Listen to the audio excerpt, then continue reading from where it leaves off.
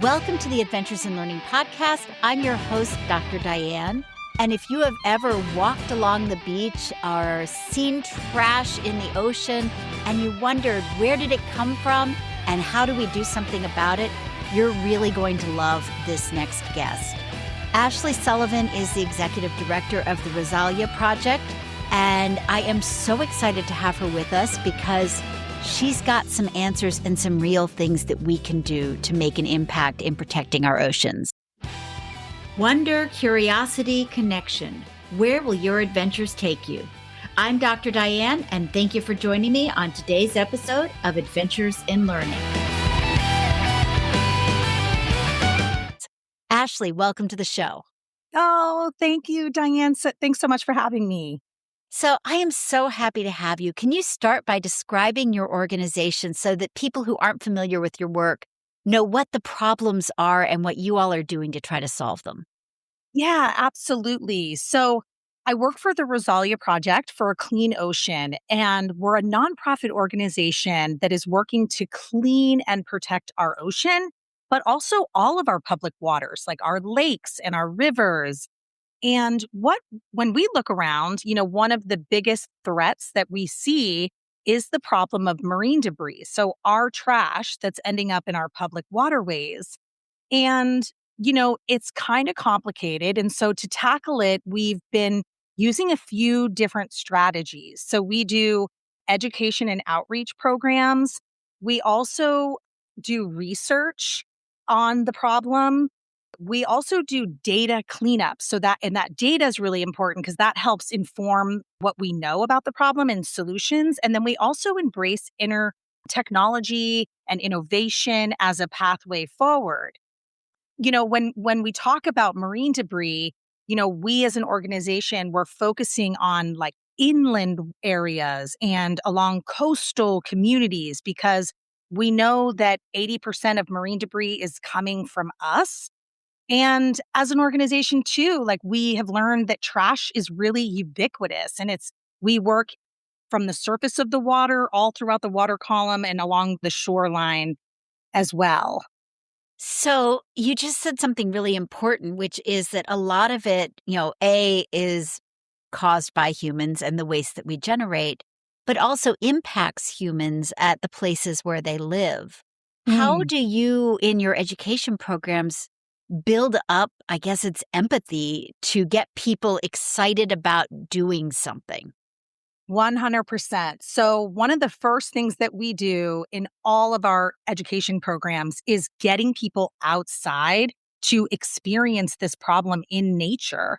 Because everywhere you go, like there's not a shoreline anywhere that you can go and not find marine debris.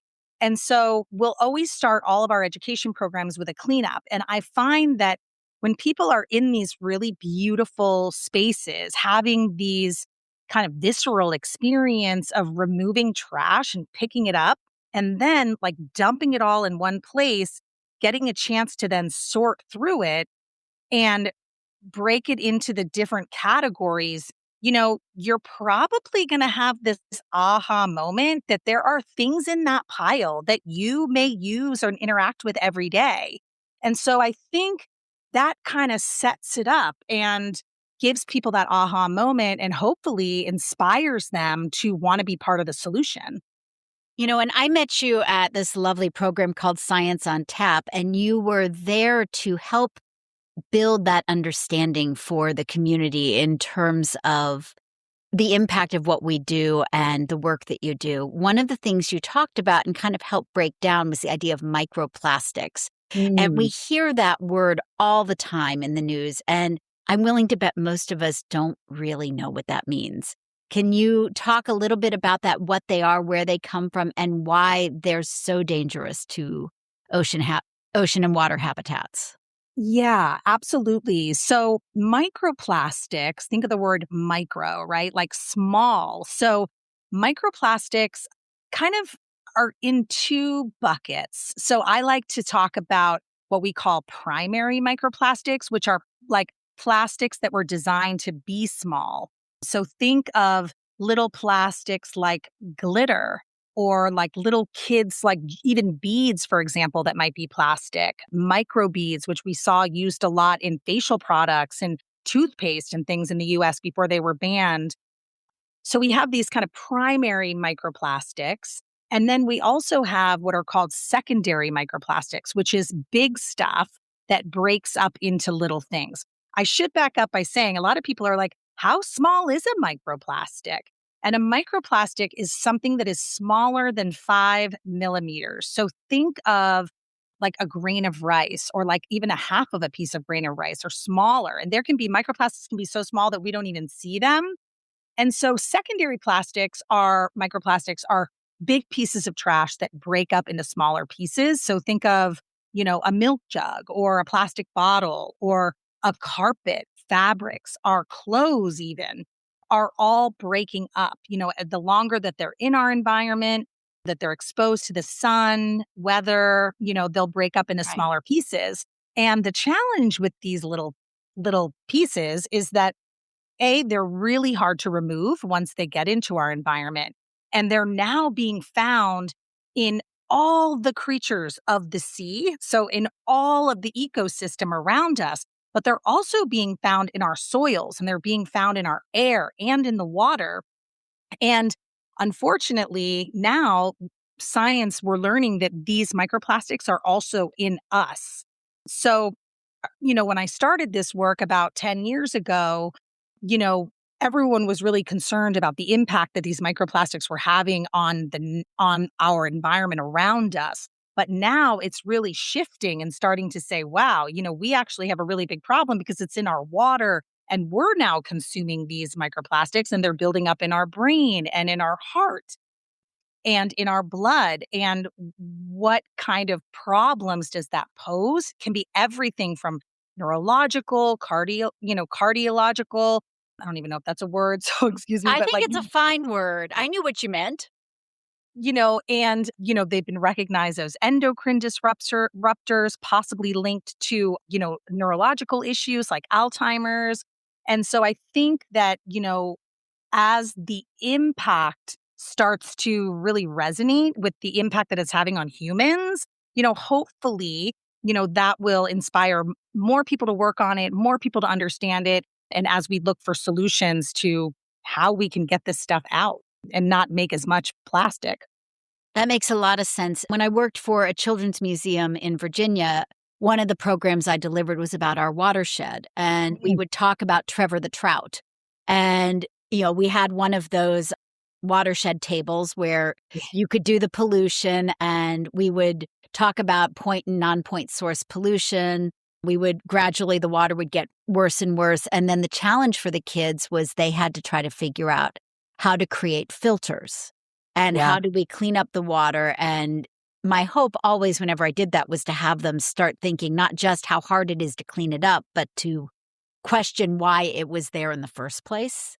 And Hmm. how do you keep it from getting in? But what you're saying, and I'm realizing, is in the past 10 years, it's become even more complex because there are these microplastics that you can't necessarily see. You certainly aren't going to get with the filters that we were creating in my program with the kids, but they also have impacts. And maybe this is part of building empathy, is to realize that not only is it impacting the fish and the dolphins and the soil and the grass, but also impacting other humans. Absolutely. And I think what's interesting that you've just mentioned too, when you talk about point sources, is that the more data that we collect and the more we understand the global scale of this problem, that's what we're hoping to gain, right? Is to identify either point sources of what are these plastics and where are they coming from? Where are they traveling to? Because only then can we use that information to hopefully drive policy and drive changes. An example would be in the fashion industry, which we know a lot of microfiber pollution, which is a kind of an offshoot of microplastics, is, the fibers off of our textiles, that are also, creating pollution. And you all developed a very cool partial solution to that problem. Can you talk a little bit about that? Yeah. So when we learned about microfiber pollution in 2014, so like 11 years ago, when not a lot of people knew about it, we set out, we were like, wow, first of all, we need to get on our boat, our research vessel, head out into the wild and see if we can find microfibers. So we actually did the first source to sea river study of the Hudson River in North America. And what we found was that it was in all of the water samples. And in our original thought was that we would find the microplastics in high population density areas. We were thinking that washing machines were a source, which they are. And so, but what we found was rather than, while certainly, we saw lots of fibers around Manhattan and around wastewater treatment plants and around Albany, but as we headed up further north in really remote areas where there actually weren't people, we still found a ton of fibers. And so we realized at that moment that, wow, not only is it in our washing machine, but it's also probably in our air, and our dryers are a big source. And so we set out to create and innovate something that didn't really exist, which was a consumer scale solution to microfiber pollution. And it's a laundry ball. It's called the CORA Ball. And so what it does is it emulates, it kind of biomimics the way coral operates. It has these cool little stalks on it, and it's a little ball, kind of looks like a dog toy, but it's not. You throw it in your washing machine and it collects fibers as water passes through it. It's very cool. I got to hold one, and I'll include a link in our show notes so people can see it. Very Um, cool. but is it available for people to buy through? It Well, is, it is. You can buy it through the coraball.com.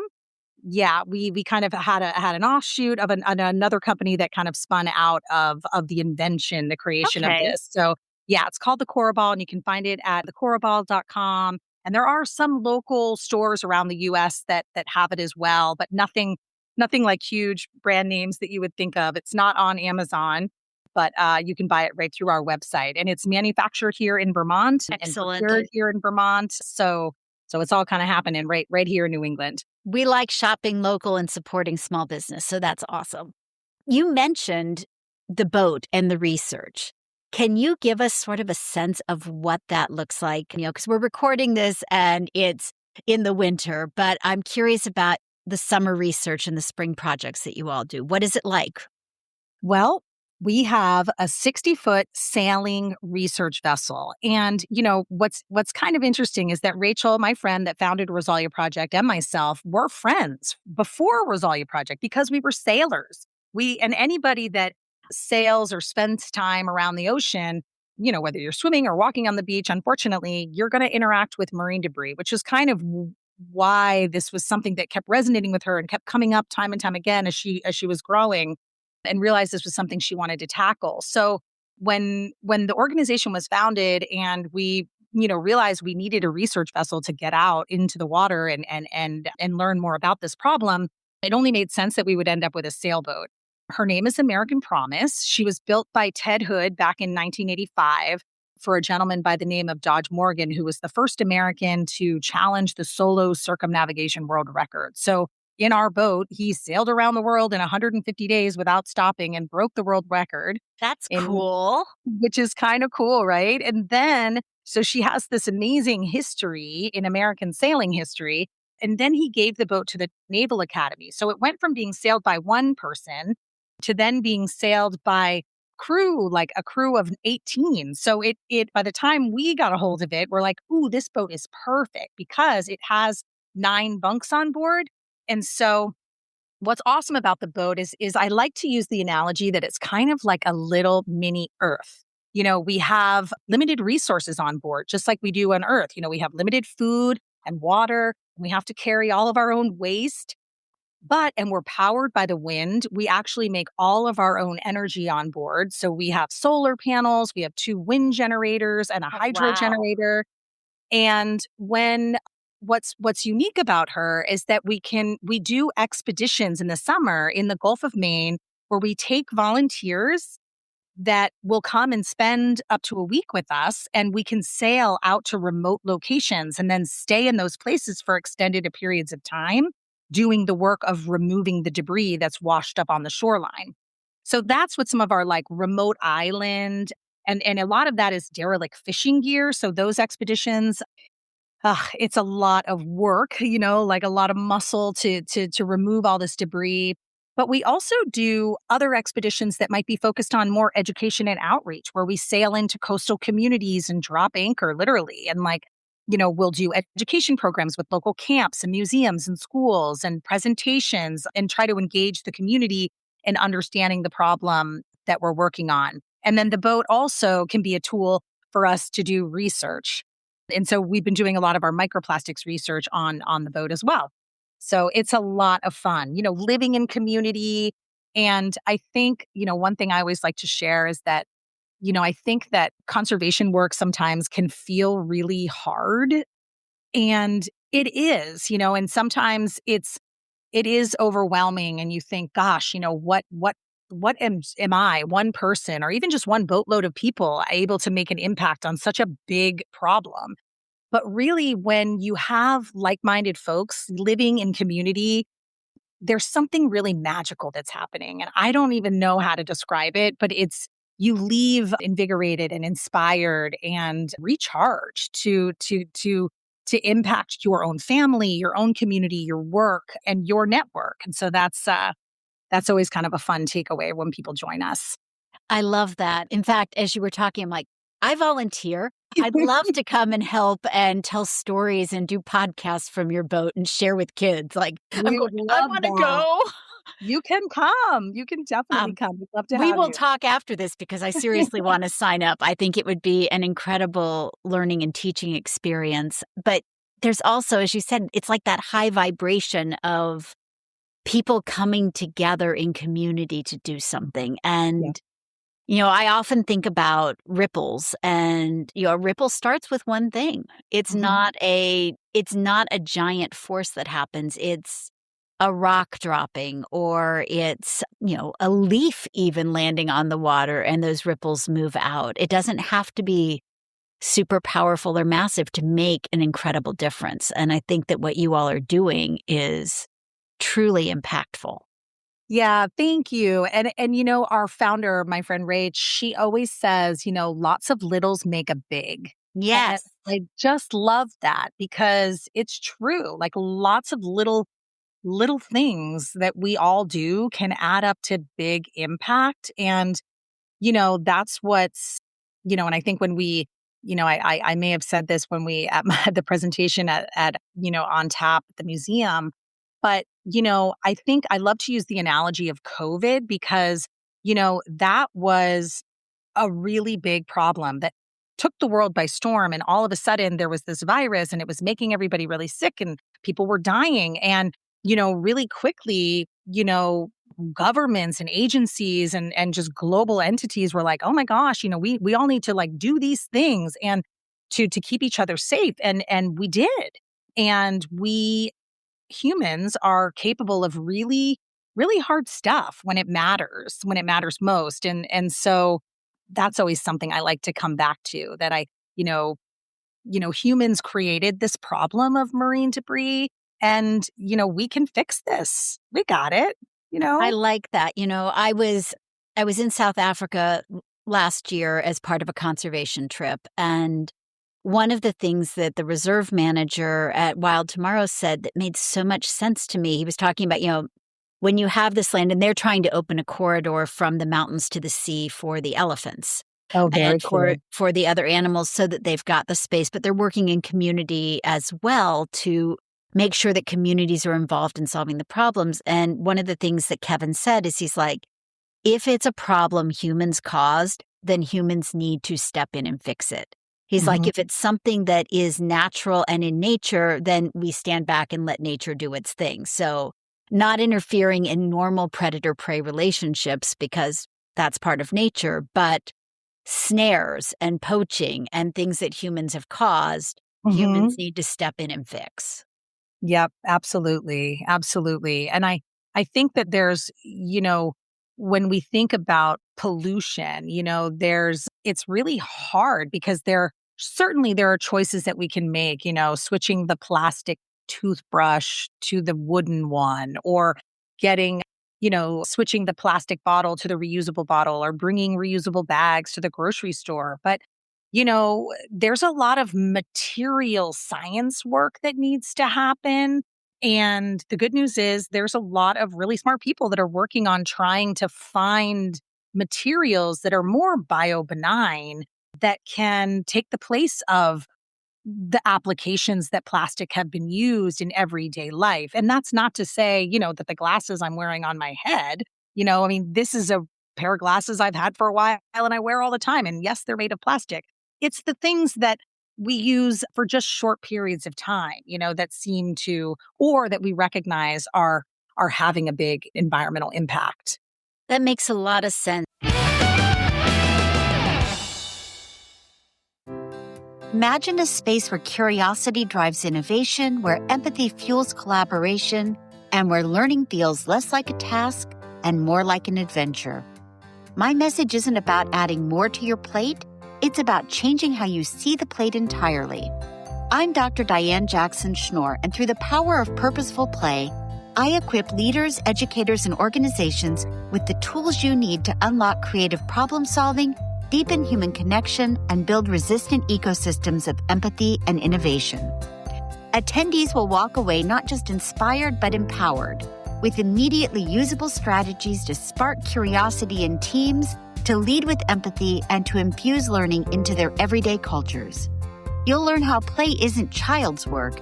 It's the secret weapon of the world's most effective leaders and change makers. This is not a feel-good talk that fades by Monday morning. It's a movement. A shift in how we engage people, solve problems, and lead meaningful change. My talks and workshops are shaped by decades of experience in education and a transformative message that connects across sectors. Whether your audience is corporate, educational, or nonprofit, they'll leave ready to rethink what's possible, both personally and professionally. Because when we learn and lead through play, we don't just change organizations, we change the world. Check it out at drdianeadventures.com. So, as you were talking, I was thinking there are so many STEM related careers that are also conservation-based careers that kids may not even know exist because they didn't exist when we were kids. And they're things that are evolving and developing right now. So I thought maybe we would circle back to Ashley for a moment and find out how you got to where you are, because I've got to imagine you didn't wake up one day and just go, I'm going to be executive director of the Rozalia project. Yeah, it's been a wild ride, Dr. Diane. But something that I always come back to is that I grew up on an island in South Florida and surrounded by water, and luckily was introduced to the ocean by way of boats. And I was sailing sailing much younger, but sailing on my own and in my own boat by the time I was 10 years old. And I think those early adventures on the sea and the ability to, interact with the birds and the dolphins and the manatees that were living in this community, really gave me a deep love of adventure, but also love of the sea. And then, slowly, like over, different parts of my life, I continued to sail all growing up, but again, never really racing. It was just more about the adventure for me. When I was in college, I started off as an environmental science major, but quickly ended up studying philosophy and women's studies, interestingly enough. And I think for me, was really just learning how to be a critical thinker and learning how to solve problems. And from there, well, I should say, while I was in college, I had the good fortune of spending, 7 summers at a place called Shelburne Farms, it's a nonprofit environmental education and agriculture center here in Vermont. I've been. Yeah, it's so beautiful. So I stumbled upon that place when I was in college and I was like, I don't know what I need to do, but I need to work here. So also like pushing, and saying, I'm not sure if I belong here, but I feel it in my heart that I need to be here. So whether I signed up as a volunteer and then landed a job and ended up working there all through college and then beyond, and then eventually joined their education team. And I think that was where I was first really introduced to kind of place-based learning and the magic that happens when you get people outside and they're following animal tracks and they're learning about the world around them, learning how indigenous people used to live in this landscape and learning about agriculture. And then from there, I ended up back in my home community in Florida. And because I was a sailor, I ended up starting to volunteer and eventually working at a nonprofit that was a community water sports center that was focusing on underserved populations, primarily kids from inner cities, but also people with disabilities. And what I learned is that the water can be such an incredible medium to learn about yourself, but also like the world around you. And really give children that sense of place. And when you feel a deep connection to the environment around you, the hope is that you'll learn, you'll love to protect it. You'll want to protect it. And so it was a little bit of a wandery path. But during my time at this community center, which was Shake Lake, Miami, which I was there for about 10 years, I got my captain's license and started sailing on some bigger boats. And about about 10 years ago now, my father passed away, and he and I were big sailors together. We had been on lots of adventures up and down the East Coast and sailing to Mexico and through the Caribbean. And so after he passed, I had the opportunity to sail his boat to its new owner, which was my cousin, from New York all the way to San Francisco. Oh, wow. Totally. It was What amazing. an And adventure. it was about 7,000 miles. I took 8 months doing the journey. And while I was on that trip, my friend Rachel had started Rozalia project several years earlier. And she was like, "What are you going to do when you come back?" I said, "I don't know." She said, "Well, we would love for you to come and work for us at Rozalia project." So that's a little bit of a path of how I got there. But, I know we were talking earlier that it's you know, just having an opportunity to continue to like follow your heart, follow your passion, follow your dreams is just something that I guess was instilled in me by my parents maybe at a young age. Just, go and do what you love. We're all going to spend so much time once we get out of school working. So why not make it an adventure and make it, have a career doing something that you love? So I think that's really important. I love that. And as you were talking, I heard some common themes. The place-based education is huge from your childhood on. The idea of wonder and curiosity sparking learning certainly comes through, but also that ability to be a critical thinker and a problem solver. Mhm. And I honestly think that if we learn those things when we're young, we can carry them forward into any career path. And they help us in working with other people, in solving the critical problems we face, in building community. And I love that story. Yeah. And I think too, like one of the things, there's an old Walt Disney quote that, how does it go? It's something like, if you can dream it, like it can be. And, and I think that back to the critical thinking and problem solving, is that what a better world to live in where we have the opportunity to dream and create and make the impossible possible. You know, I look back at just in my 8 years at Rozalia Project and the things that we've done and the education programs that we've created and really being a pioneer of marine debris education, was not really something that was happening before. And, creating coalitions and building community and engaging with cross sections of the community and even people that are I don't want to say part, but industries that may be contributing to the pollution in the Gulf of Maine. As you know, like the lobster industry is it's our largest fishery. And when, if you're a lobsterman, these are the materials that you're given to work with. It's synthetic, plastic ropes and foam buoys and metal traps. And so, these guys are just trying, they have a love of the sea. They're trying to catch and, feed their communities and take, these are their livelihoods, take care of themselves and their families. but there is this unintended environmental consequence that we need to tackle. And engaging them as a part of the solution is a really critical part. Well, I think that that's super important. It's finding that common ground and the places where our interests connect, because as you said, it's in their best interest to have a healthy environment as well, because if the Gulf of Maine is polluted, you lose the lobsters, you lose the livelihood.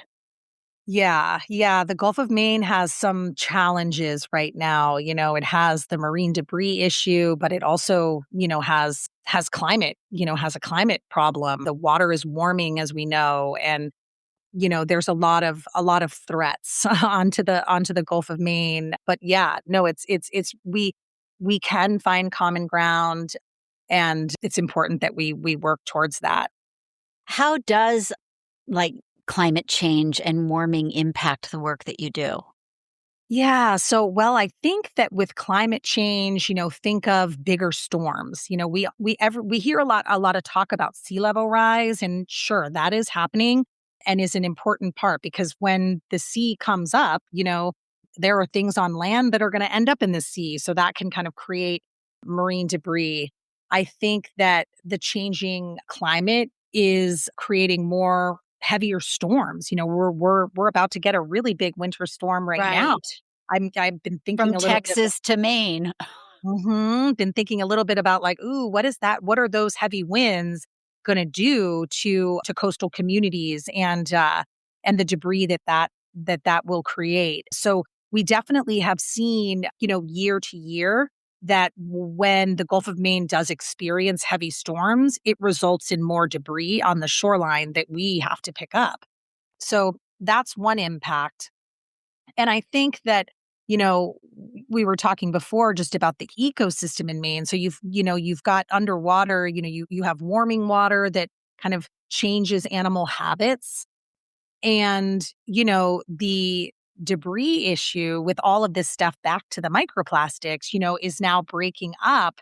And we've got a lot of synthetic fibers and microplastics that are in the water that is being consumed by those creatures too. So, and then who we're fishing for these critters that then we're putting on our plate and cooking and eating, and so it definitely has a ripple effect.